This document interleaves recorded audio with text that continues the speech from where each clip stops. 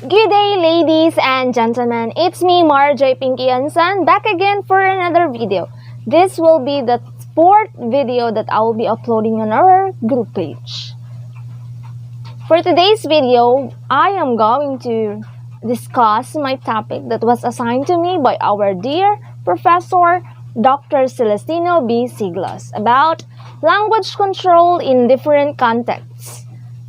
The behavioral ecology of bilingual speakers. Objectives. At the end of the discussion, the learners will be able to define what is language control and context in language. Second, learn the difference between speakers from code switching and non-code switching. Third, to understand the different behavioral ecologies of the bilingual speakers.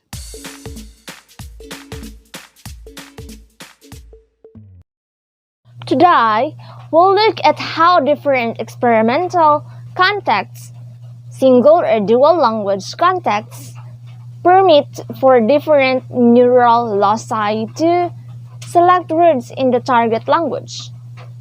Nevertheless, we must consider the community context in which bilingual speakers usually use the two languages in order to gain a better understanding of the neural circuit mediating language control, which is also known as the behavioral ecology of bilingual speakers.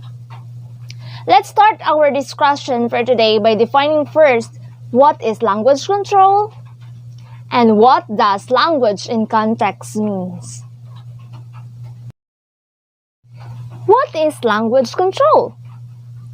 Language control refers to the cognitive mechanism that allows bilinguals to correctly speak in one language, avoiding interference from the non-target language.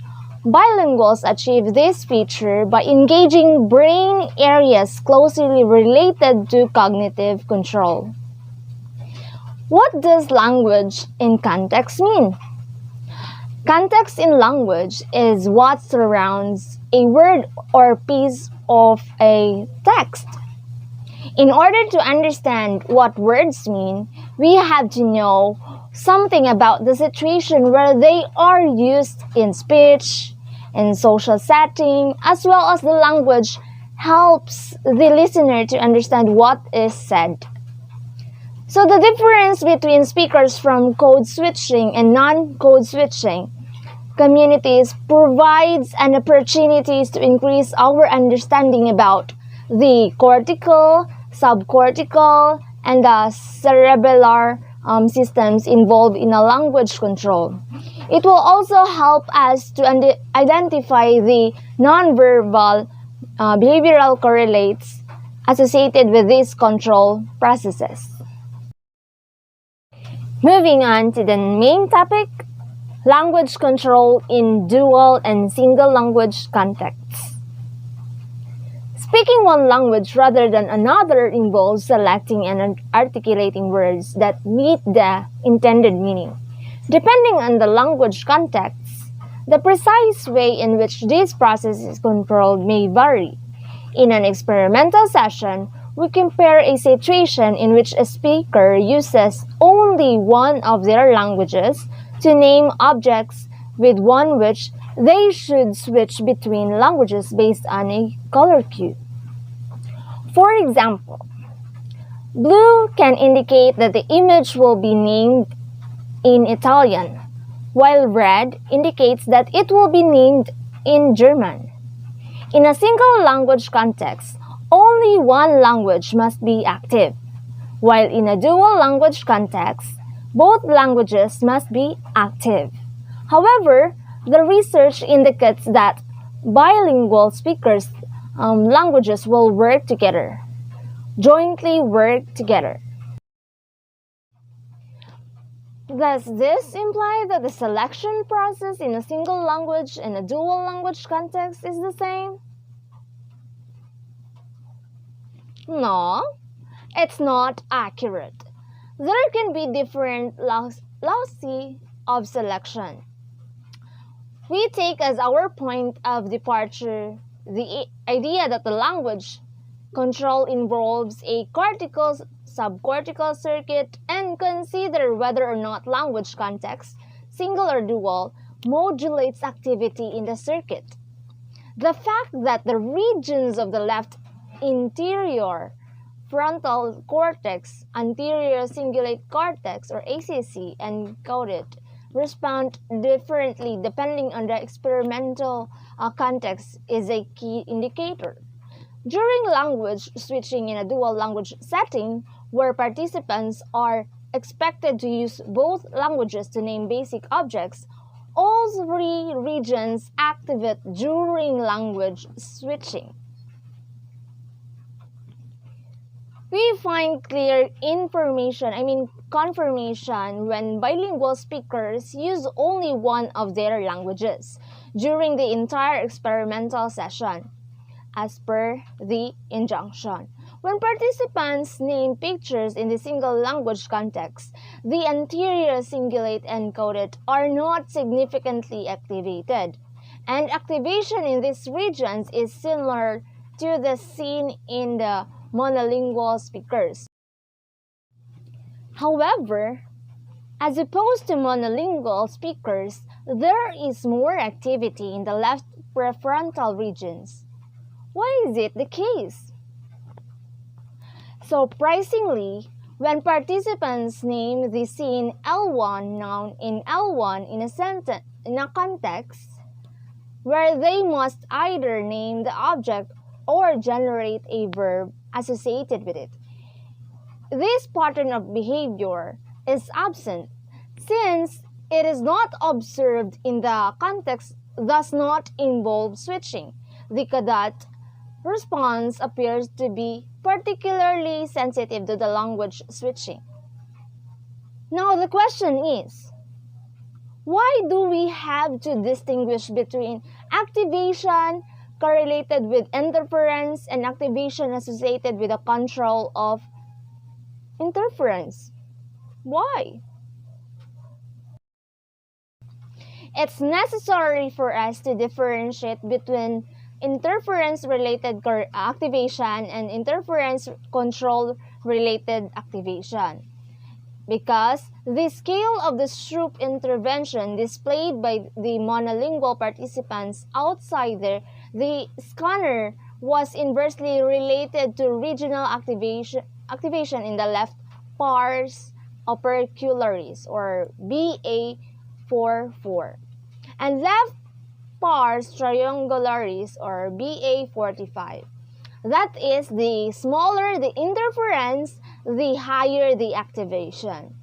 This finding indicates that these areas are involved in interference regulation. Regional activation in bilingual speakers compared to monolingual speakers may also due to variations in the frequency of words experienced, as in the weaker links hypothesis. A frequency-based explanation, on the other hand, is inadequate because it assumes that only one language is chosen and is silent on how the choice is made. So how can we explain the control circuit's various responses to different language contexts? One explanation is that it reflects the point at which alternative terms are filtered out of production. It may be early or late. The inferior frontal cortex can mediate early selection of the intended word in the single language context. At this point, alternate words in the other language are blocked, and other structures such as the 𝙘𝙤𝙣 aren't activated. Switch trials, on the other hand, can necessarily require late selection in the dual language context. Since the new language task has to dominate on a switch trial, the object name, which is compatible with the words with the previous language, may be released for development. It is, however, incorrect and must be withdrawn from production. The 𝙘𝙤𝙣 is also recruited in this case. The circuit's response is close to what is seen when people respond to incongruent trials in group task. Participants must suppress an incorrect answer based on the written word in this case. The cadet and the frontal regions are activated when such interference is suppressed. The experimental context is not the only factor that influences the control circuit's responses. Two other aspects are the speaker's second language proficiency and separately the behavioral ecology of proficient bilingual speaker. When speakers are not very fluent in their second language, they will tend to generate the first language name by default. So cadet activity can be expected in the picture naming even in single language contexts. When such speakers perform in a dual language context, however, they claim that context affects the locus of selection. It predicts the cadet response will be even greater. When speakers are bilingual, their language use patterns within their bilingual group can be important in understanding the control circuit response. We will discuss this possibility in the next section, in the next topic, subtopic. Language control and code switching. When participants are from groups that use one language at a time and switch to their other language when addressing a new addressee or when the topic changes, we expect the contextual prediction to be fulfilled. Such speakers are skilled at avoiding linguistic conflicts. The ICC and left frontal cortex are recruited in the 𝐷𝐷𝐵 and Green model to track and control their response. In communities where individuals code switch, however, the language control is different. Speakers don't have to avoid switching. Instead, they can take advantage of both language activation.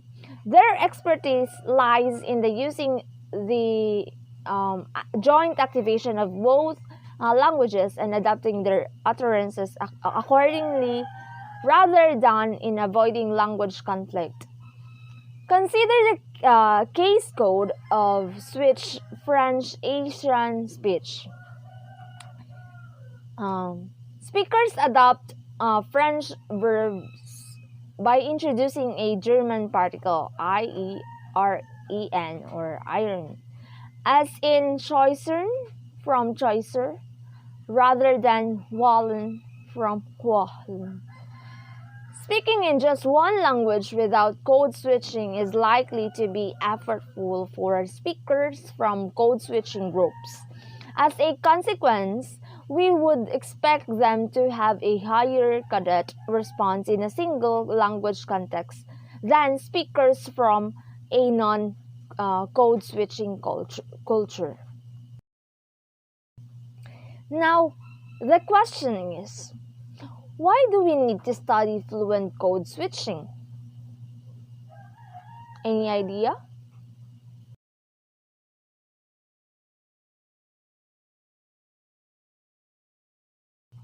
Why?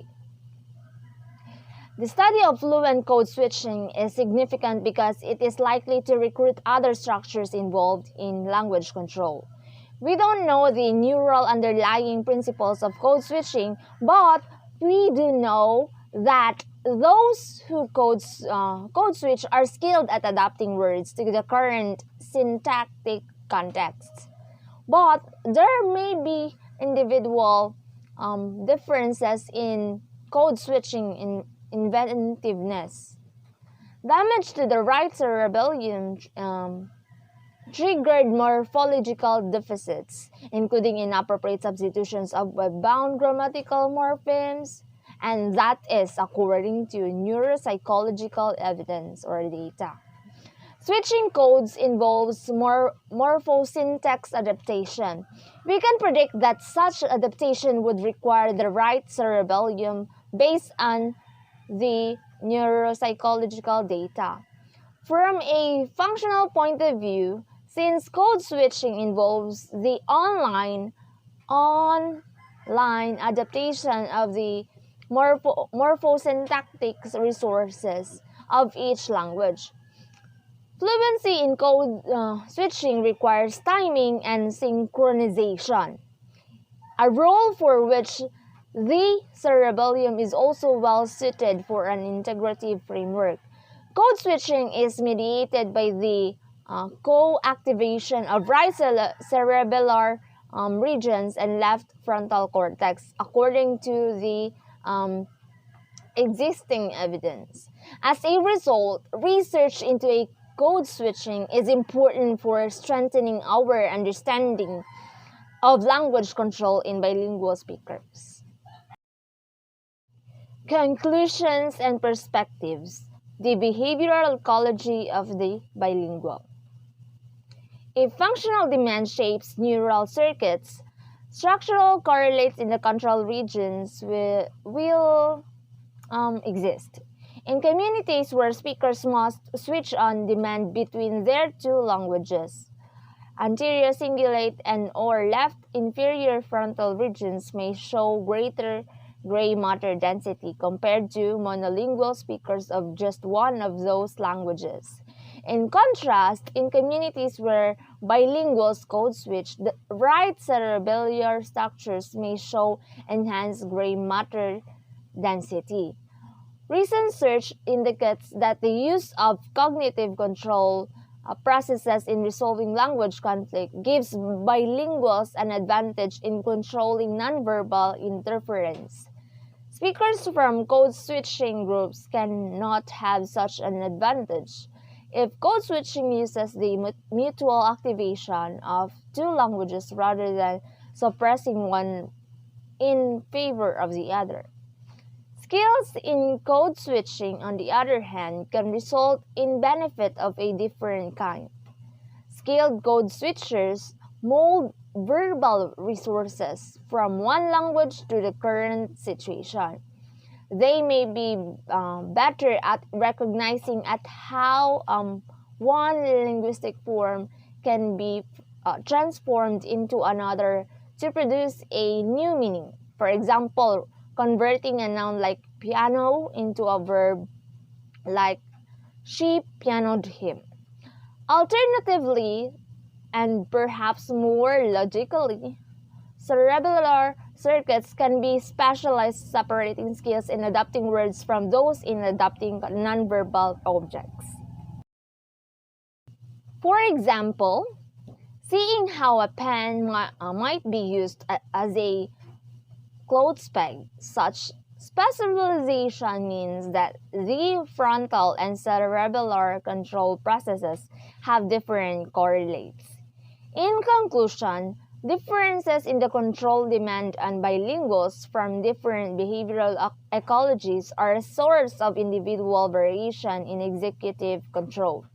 The ways in which language is used can thus temper the cognitive benefits and advantages of bilingualism and be relevant